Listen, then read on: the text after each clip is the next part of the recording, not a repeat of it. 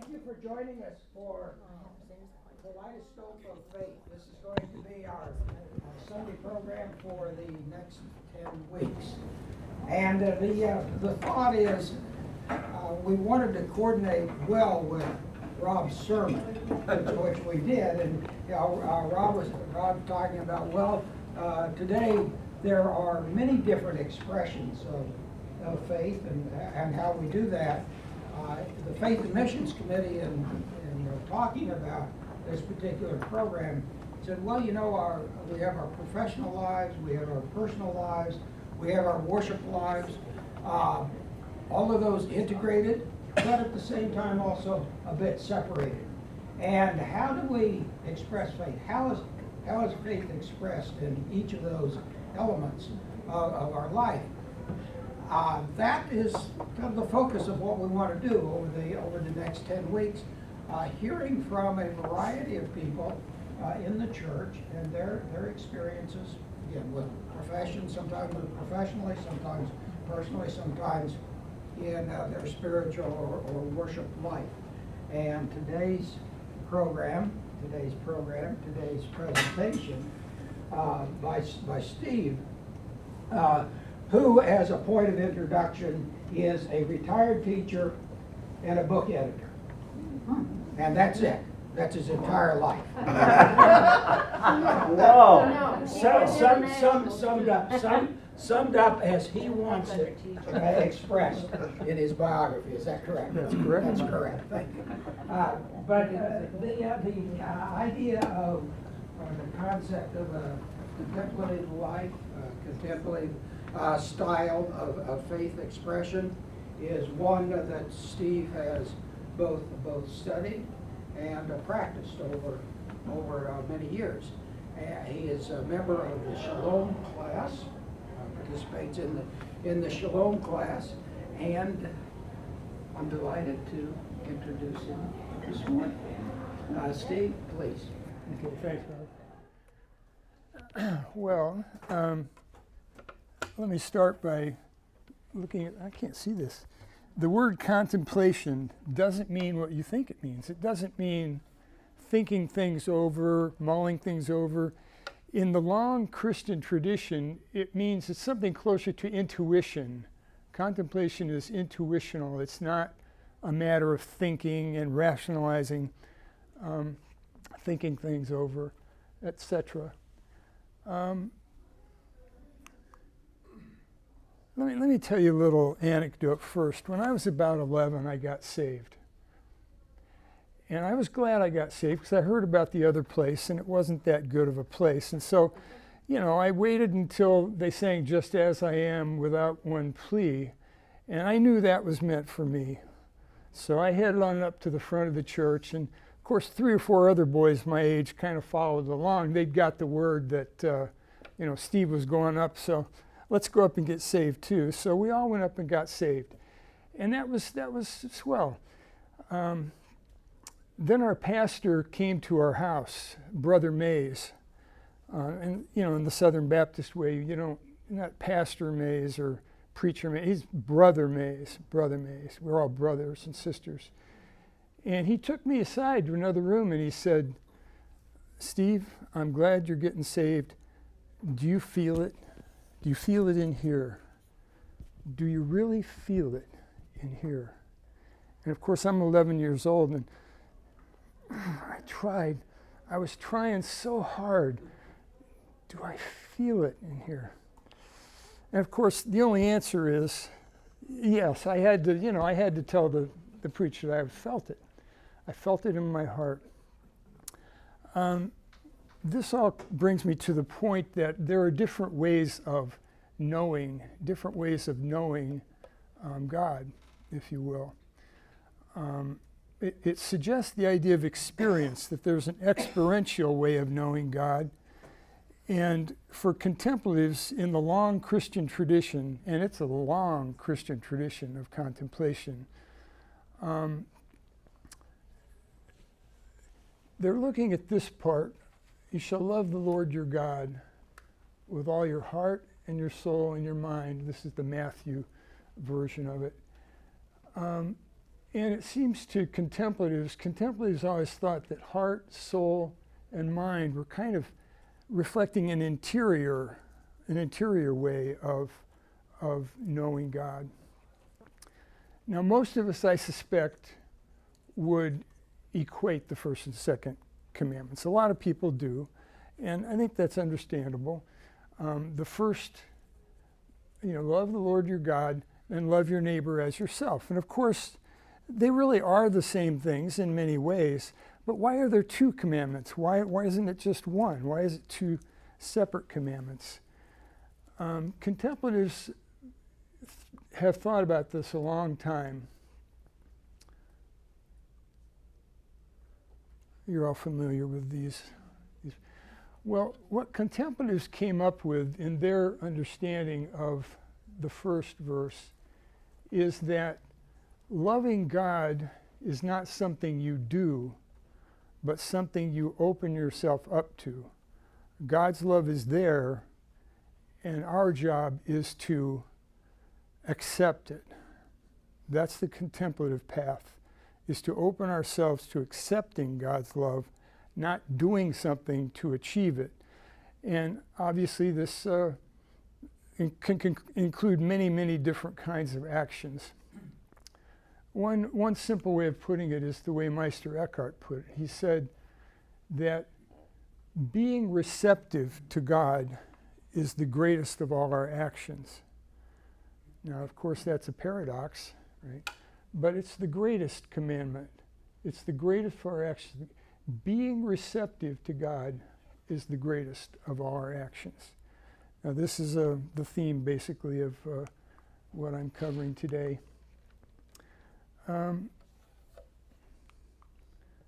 It's a simple practice, at least according to many contemplatives.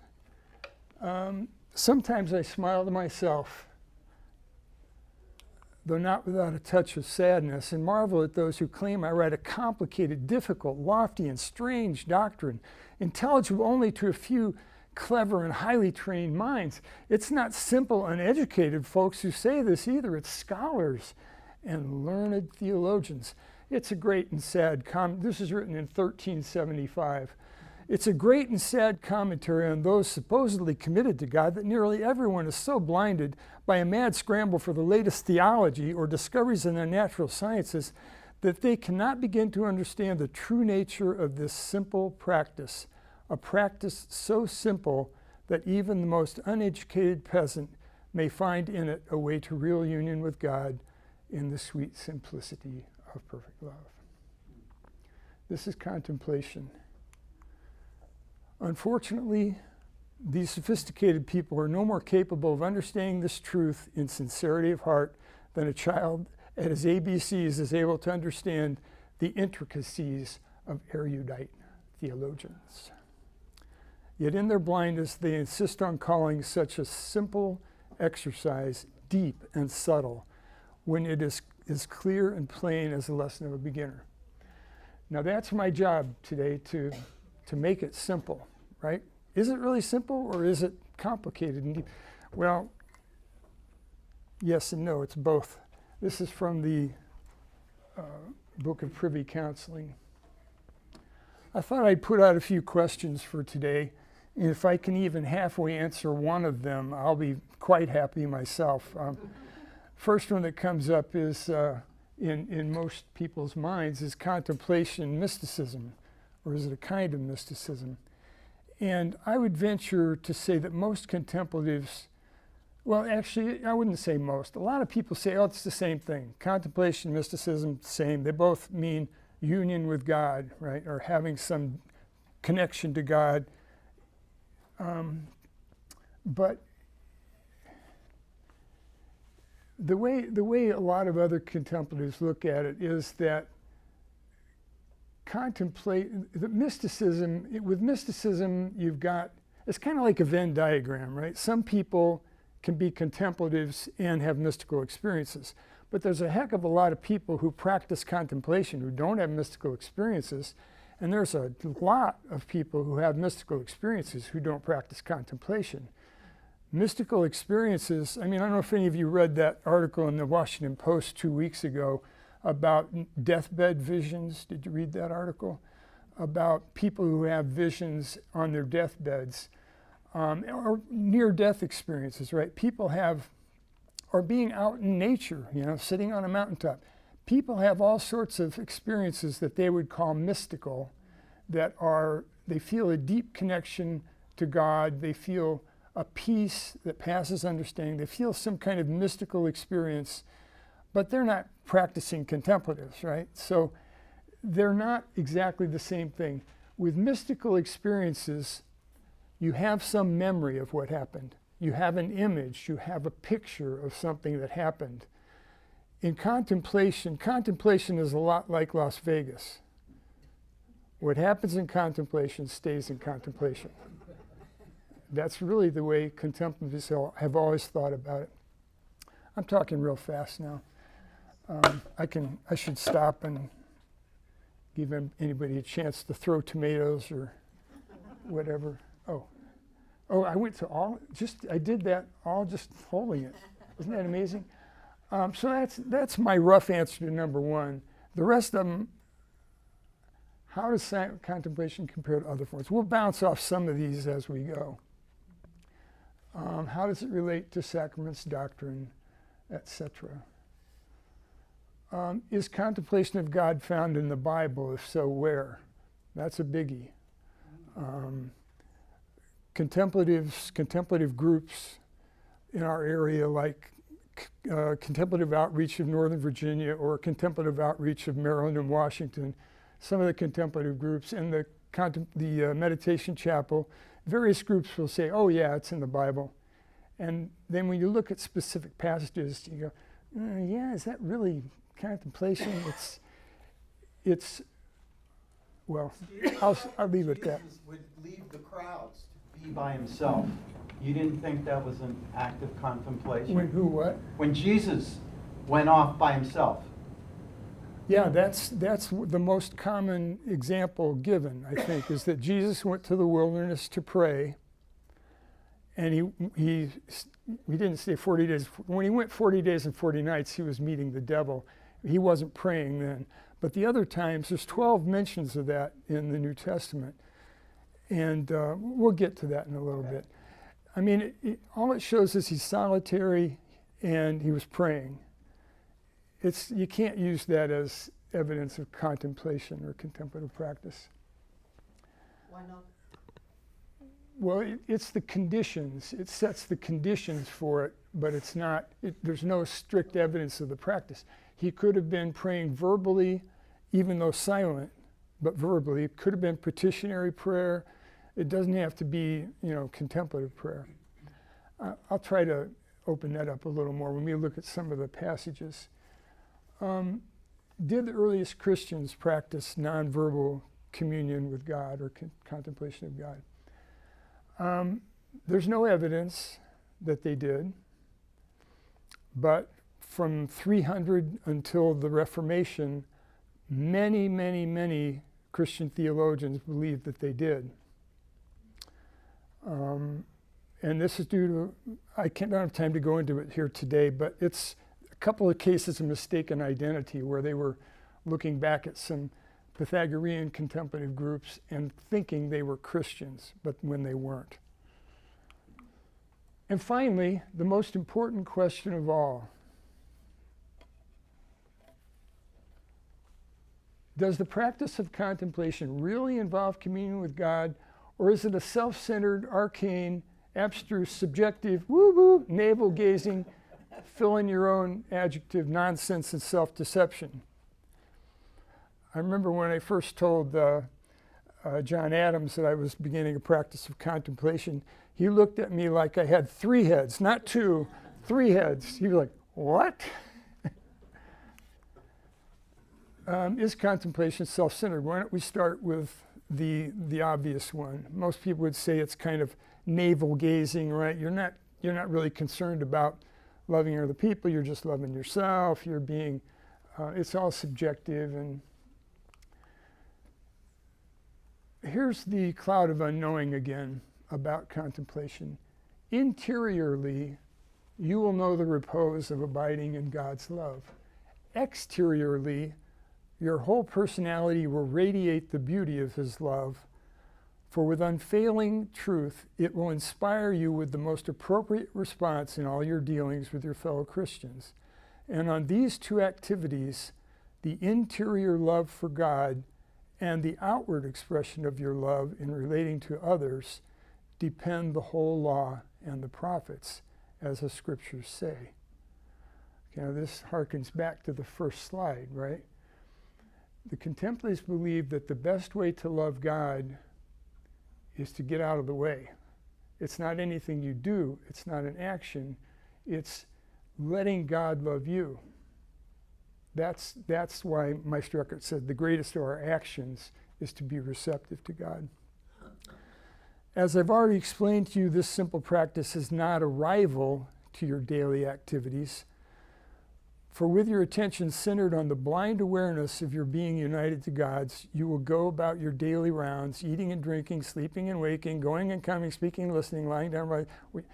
It's not a substitute for living life in the world or for loving others. It's something you do in addition to those things.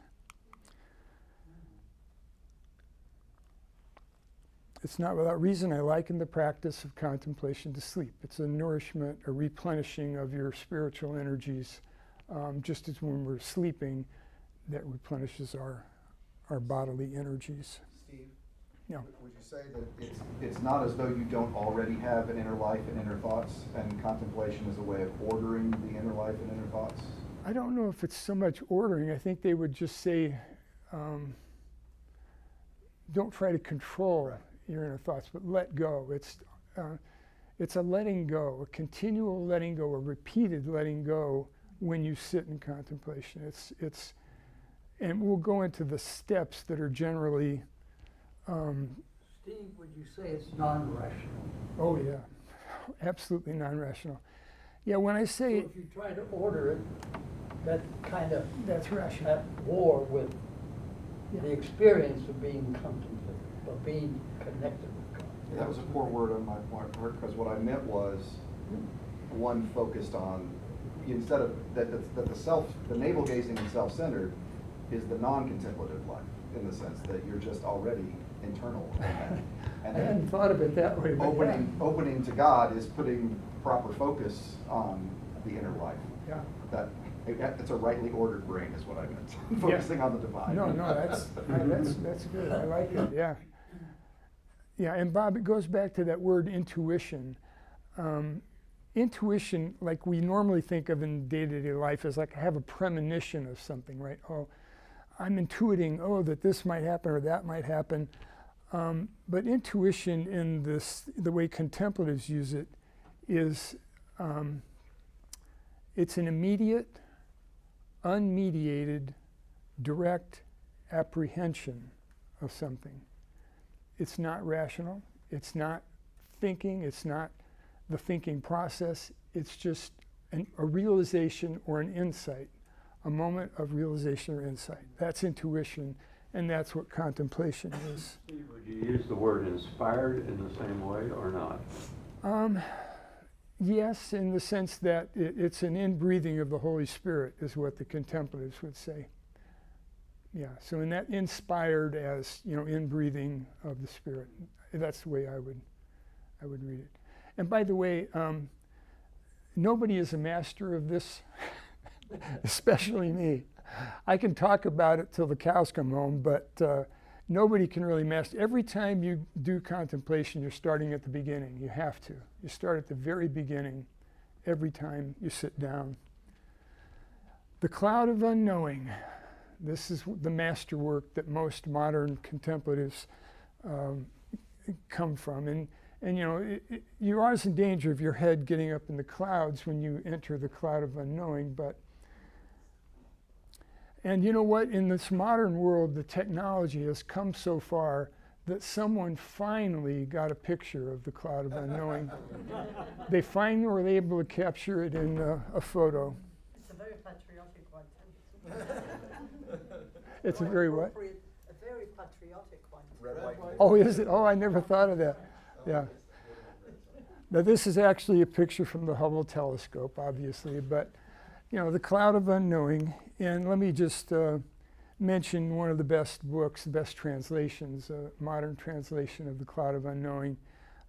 It's contemporary, it's accessible. Although I think some of the old translations are accessible too. The Middle English, probably not so much. One that opera hath a sure suit that the doctor much hath pierced into the root. No, that's what was written in Middle English. Unfortunately, I only speak the London dialect, and The Cloud of Unknowing was written in the Northern dialect, but I can still read it. By the way, Carmen Butcher, former colleague of mine and friend, translator of The Cloud of Unknown. Ah, friend of Rob's. Oh, let's go back to that then. Yeah. Steve, Yeah. This is Carmen Acevedo Butcher. She's great. What's the name? Carmen Acevedo Butcher. She was at Shorter with me in Georgia for a number of years and now teaches at Berkeley. And is a remarkably gifted linguist. A person could have a fine career existing off the fumes she gives off. She was doing 3 books a year at Shorter. She translated the sermons of Alfred, a 13th century Old English pastor. Cloud of Unknowing came out that year. Rule of St. Benedict she's done work on. She's incredibly gifted and insightful. Yeah, it's so hard to translate some of these old texts. I mean, you've got to make certain decisions. Am I going to be a little more poetic? Am I going to try to be rigorously literal to the text? There's so many decisions to be made. Bob? I know very little about this. The Cloud of Unknowing, that's a literary work? No, it's a work on contemplation. It's a teacher of contemplation in a monastery who's teaching one of his students. And what language was it originally? Middle written? English. Middle English. Yeah, Okay. back before Shakespeare. Shakespeare is the beginning of modern English. We can read Shakespeare and understand him well. Sort of. Middle English is harder to understand, but it's still English. It's still. Okay. Yeah, when I say when the April hath her sure suta, when April has her showers soothing, the drought of March hath pierced to the root. The drought of March has pierced to the root. Right? You can see the words are there. Yeah. But anyway, The Cloud of Unknowing. Now this is from The Cloud of Unknowing. This is, you know, I got too many slides and too many words on every slide, don't I? My wife said, you can't do that. You got way too many words, and you know the problem, don't you? And am I going to stand here and read every one of these? Really? You know, I'm already hoarse. Lift up your heart to the Lord with a gentle stirring of love, desiring him for his own sake. Center all your attention and desire on him. This is called intentionality in prayer. You sit silently and you begin with an intention. I want to experience God. I want to know God. It's a yearning. It's a yearning, if you will. It's not even verbal, really. It's just a yearning. Forgetting everything, keep your thoughts and desires free from involvement with anything going on in the world around you. Perhaps this will seem like an irresponsible attitude, but for the moment, pay no attention to anything else. What I'm describing here is the contemplative work of the Spirit. It is this which gives God the greatest delight. Diligent, persevere till you feel the joy. The first time you practice it, it's usual to experience a kind of darkness about your mind, a cloud of unknowing. You won't know what's going on. And the longer you stay in it, the less you know. The less you're in your mind. You're out of your mind, basically, which St. Paul is accused of being at one point. 1375. Now, by the way, there's many, many other ancient texts and Christian texts that I could refer to, and I really had to hack down the number of slides. But here are some modern books if you're interested in the topic. Christian Meditation, Experiencing the Presence of God. This one's very accessible. I love this one. This one is more academic. The guy's a professor at Villanova. Into the Silent Land, the Practice of Contemplation. And this is the one that's the Bible of so many modern contemplatives, Open Mind, Open Heart. It's sold well over 500,000 copies, and it's been translated into 10 languages. This is the guy that is the inspiration for our local contemplative groups, Father Thomas Keating. I'm talking too much. Any other observations, questions, complaints? Well, so Steve, the question, is our Daisy service, is that the contemplative event activity? The worship service? No, the Taizé service. Oh, Taizé. That we have here. Well, Each month. it's kind of in between. A lot of contemplatives use the repetition of phrases or words as a way to get into a contemplative state. So yeah, I would say that Taizé involves repetition of songs and phrases as a way to get more contemplative. But contemplation itself happens in silence. Well, there's 10 minutes of silence in every Taizé worship That's right, service. that's right. Yeah.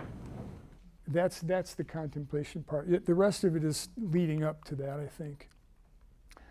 Okay, here's the 4 guidelines that have been developed by Father Thomas Keating. Choose a sacred word as your starting point.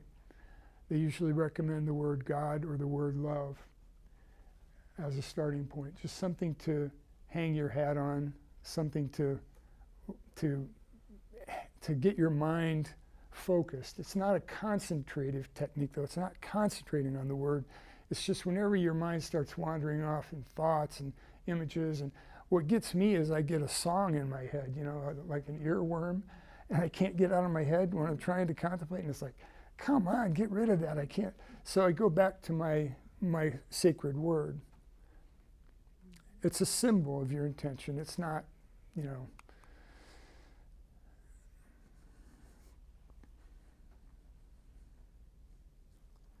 So it basically looks like this.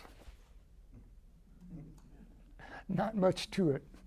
Not much to it. In fact, some of the oldest metaphors for it from the ancient world were hibernation and, of course, sleep. They called it sleep. In the dormitorium of the Serapeum, there was a whole wing dedicated to the temple sleepers. You can't make this stuff up, Bob. I think I will be more contemplative in the future. You already are. I look at you during the service. When he's preaching, I look at you and you're already. Worship very contemplative. So he leads contemplative. I do. Okay, all right. I inspire it in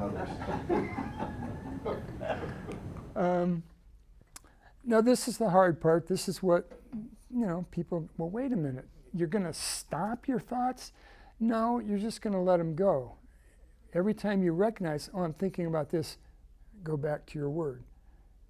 Go back to your word.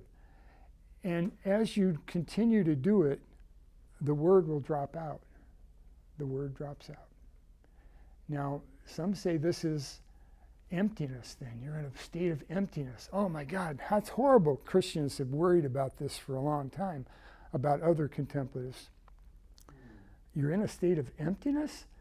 No, what contemplatives have always said is you go down, you go out, he comes in. It's a mutual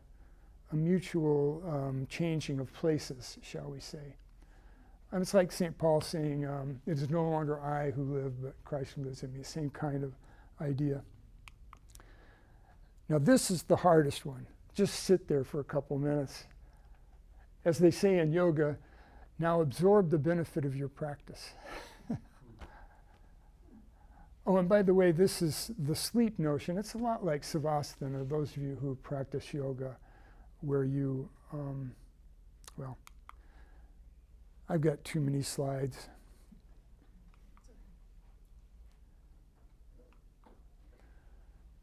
You can pick and choose. I'm sorry? You can pick and choose if you have too many. Skip Well- over some. Well, I'm hoping I'll get interrupted a little bit more. Just, Robert, you haven't asked any questions. I haven't asked any questions. Have some of you ever tried to practice contemplation in this way? No, but Yeah. I know Rick Rogers is a regular at the meditation chapel. And yeah, 4 or 5 of you, yeah. I practice cognitive behavioral therapy as a therapist, and part of it, when you want to stop thoughts, right? People have intrusive thoughts. Some of this is you name the thought and you let it go, right? You focus on something else. So it's lay, it has nothing to do with God, but there are some similarities. Yeah. Yeah, and I think a lot of people have seen similarities with psychoanalysis too, that when you get down to those deep layers, there's a kind of catharsis that goes on, a cleansing, a rising up to the surface of unpleasant things that you then let go. I mean, I don't know if I understand all that stuff, but some people would argue that. Now we're getting into silence. The root of prayer is interior silence. Now, we always think of prayer as verbal, right? Well, that's what he says, actually. We may think of prayer as thoughts or feelings expressed in words, but that's only one of its forms. So contemplative prayer is not a substitute for other kinds of prayer, but it is an alternative.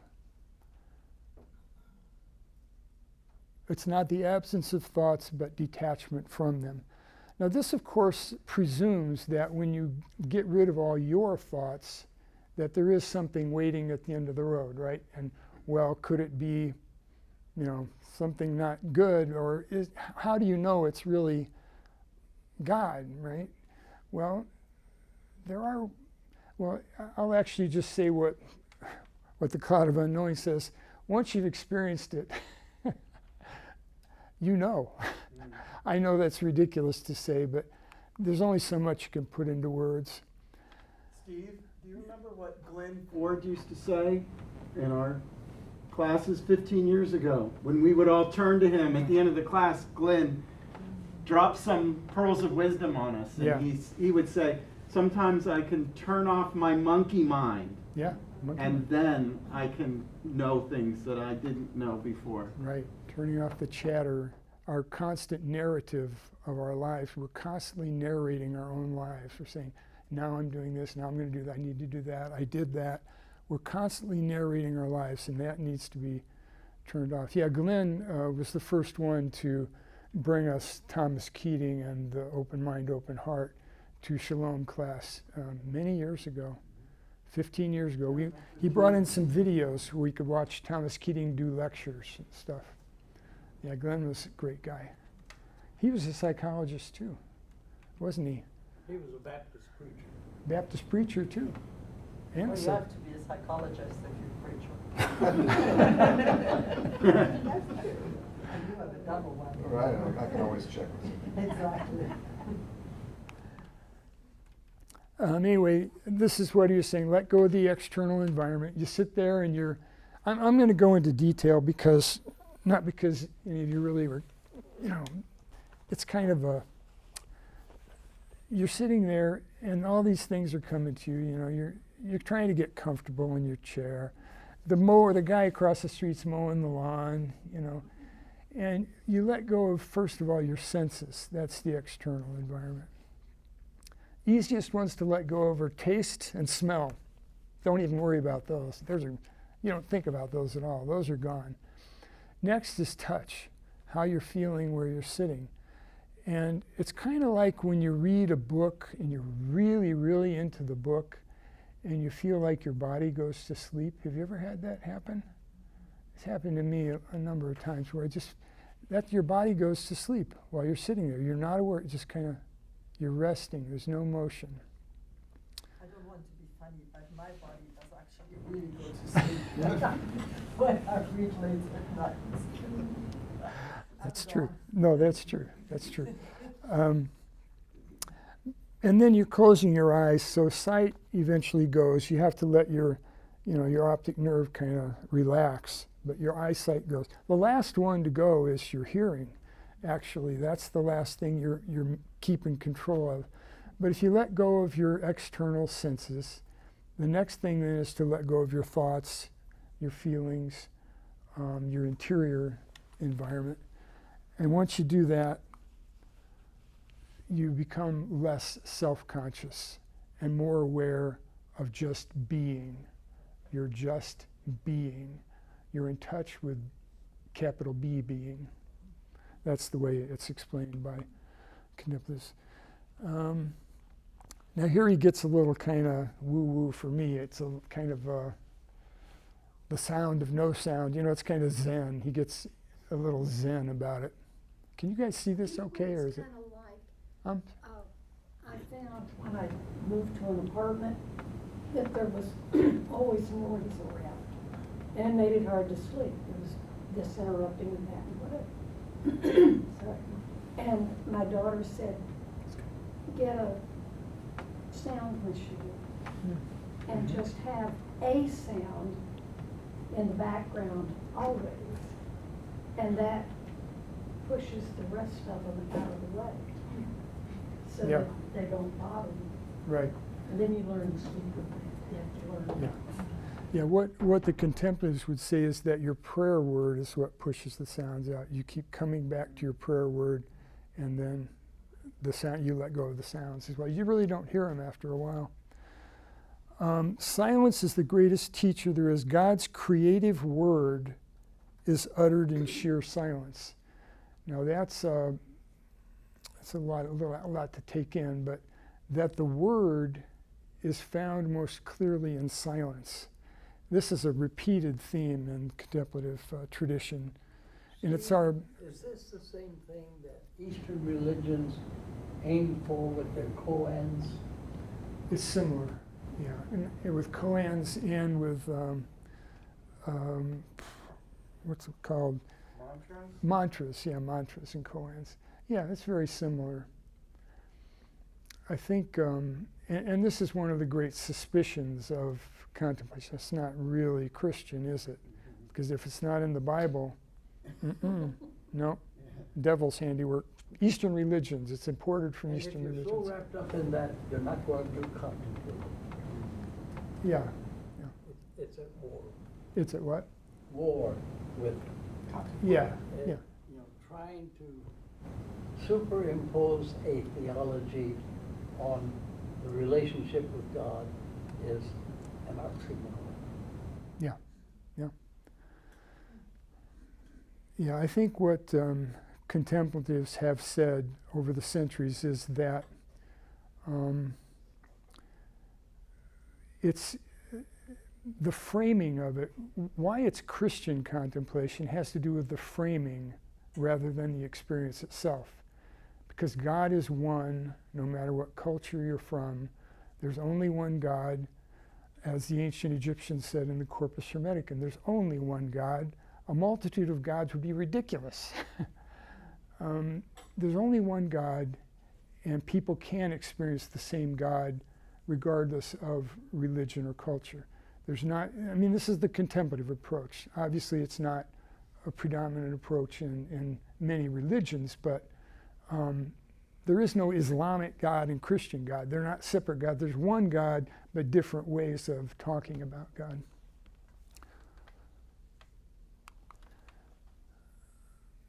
Praying without words in stillness and silence.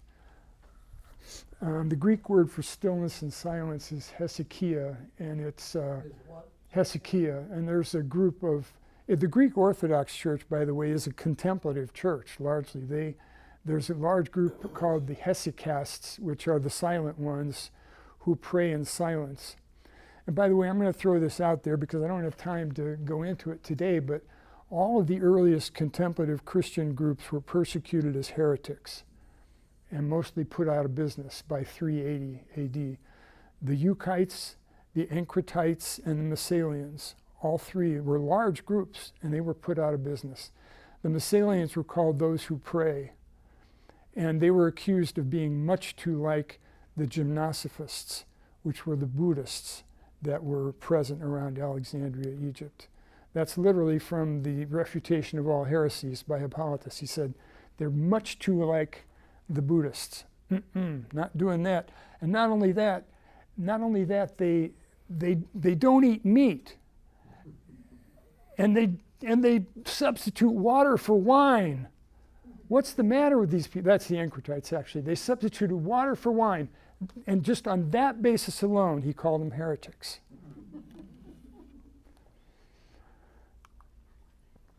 The idea of silence is everywhere in Christian contemplation. Evagrius, protecting your nous. Now, the word nous literally is mind, but in contemplation it means intuition, your intuitive faculty. Protect your intuitive faculty from thoughts at the time of prayer. Take your stand in Hezekiah, your inner stillness. God, now this is the one that slays most modern Christians. God is silence. The silence of the Spirit is when the mind ceases from stirrings caused by beings, and when all its movements are stirred solely by being. In this state, the mind is truly silent, aware that the silence that is upon it is itself silent. That's a heck of a lot of silence, isn't it? And a lot of people would. They had to use words to say that. I'm sorry. Yeah. How did they find the words to say that? Yeah. Yeah. Now, this would be objectionable to Christians who would say, no, God has broken his silence and continues to break his silence through his Son and in the world and in the Bible. God is not silent. God speaks to us all the time. And the contemplatives would say that too. They would agree with that. Yeah. But they would say what God is speaking in contemplation, they call it the Word. God speaks the Word in silence. And the Word needs no words. Well put, Bob. Well put. The Word leaves no words. Exactly. Yeah. We also have from the Bible where God was not in the great wind or the First Kings calamity. 19. Yeah. First Kings 19. When he speaks to it, Yeah. like God wasn't in the showy ways that the other gods worked. The gods of Canaan came in lightning and in storms and breaking the rocks and in the wind. But the God of Elijah was able to speak in the sound of sheer silence. Yeah. Exactly. Yeah. Yeah.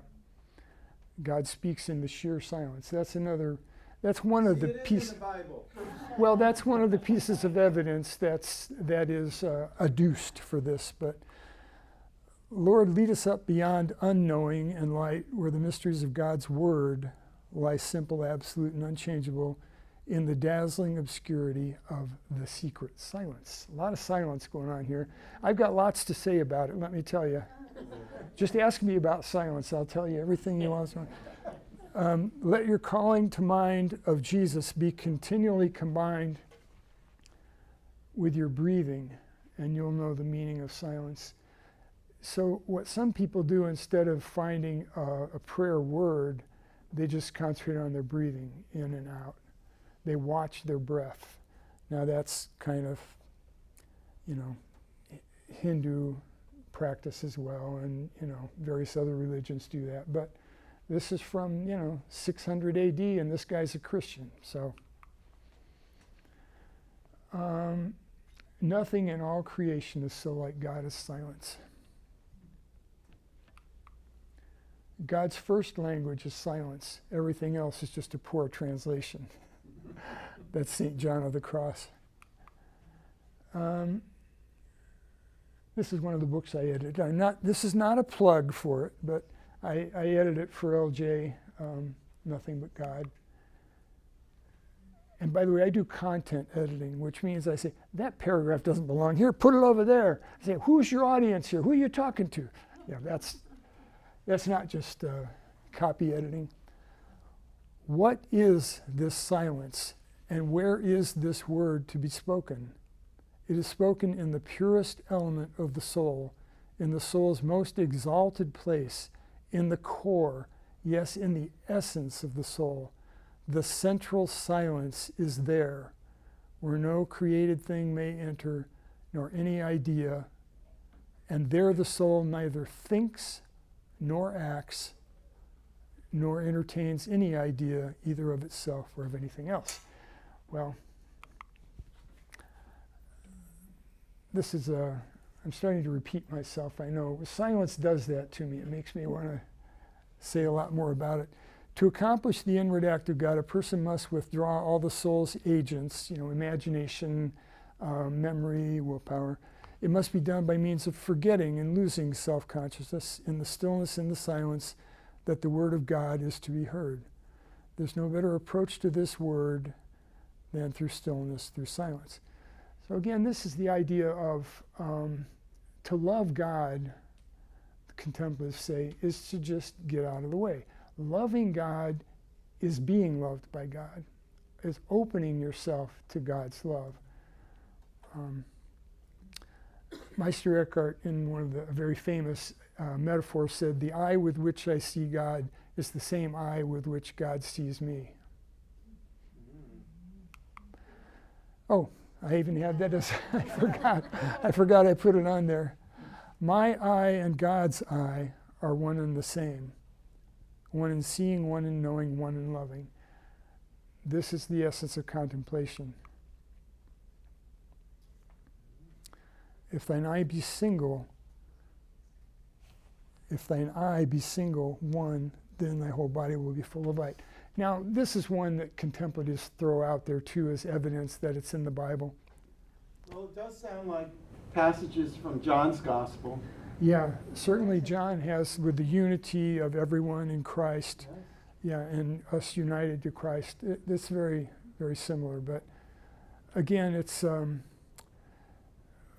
let me just say this. The practice of contemplation is much more clearly laid out in other ancient writings than in Christian writings. And Christians absorbed it from other places. Okay? It's not in the Bible so much, but it is in the Christian tradition. It is definitely deeply embedded in the Christian tradition, even if there's not a lot of evidence in the Bible. Steve, could I ask a question? Mm-hmm. The term intuition has, from the beginning, has been making me think about, we get some insight, we get some understanding from the practice. When you go to the term silence, I'm struggling with that and trying to understand how that's different than what I think of people describing as meditation, Mm-hmm. where you're not necessarily looking for answers or trying to feel something intuitive and understanding, but in fact you are just in a deep state of relaxing for about. Yeah. Can you clarify what silence means versus meditation? Well, yeah, that's a tough one. I think that what the one quote up here, that God is silence, I mean, intuition in the contemplative sense means immediate direct apprehension of the divine or of the spirit. You're experiencing intuitively something that you can't put into words, and that's silence. So there's some overlap. I mean, not overlap. I mean, that one quote said, "God is silence." I mean, the being with a capital B is something we all know. It's beyond any of our individual beings with a small b. And contemplation, Christian contemplation says we're plugging into that. I don't know if that answers your question, but silence and intuition. I've got a couple minutes, and then. Okay, I'm sorry. Yeah, I'm really sorry. Maybe your conclusion. I always come to too many. Did we get halfway through yet? No, I cut out about 50 slides, and there's still 10 or 12 left here. I always come with too many. Better to come with too many than Better too to have few. more to say, that's right. Yeah. Good point. Let's go to the conclusion. If you have the talent to express what happens in contemplation, then every scholar in Christianity would be amazed by your wisdom. It's true. In comparison, all theological erudition would look like total nonsense. My clumsy human speech can't describe the immense value of this work. The limitations of our finite language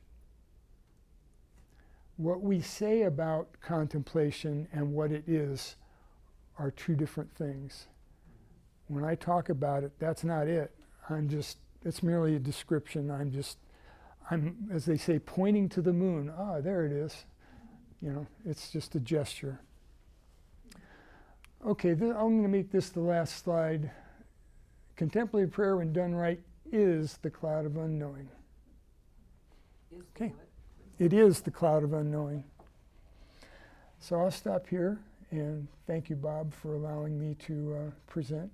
Thank you for it.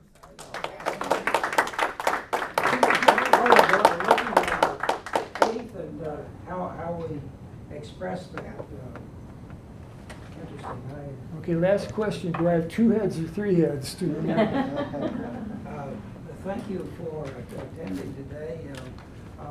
Next week, I guess we're not going to be too silent next week because we're going to talk about faith in government service. So maybe some interesting conversations. We practice silence next week? I'm just curious. Are we still going to have 3 presenters next week? I hope so. Good. Steve, again, thank you. This was fascinating to me because I'm really Thanks for attending, and we'll see you next week. Steve, thanks for trying to express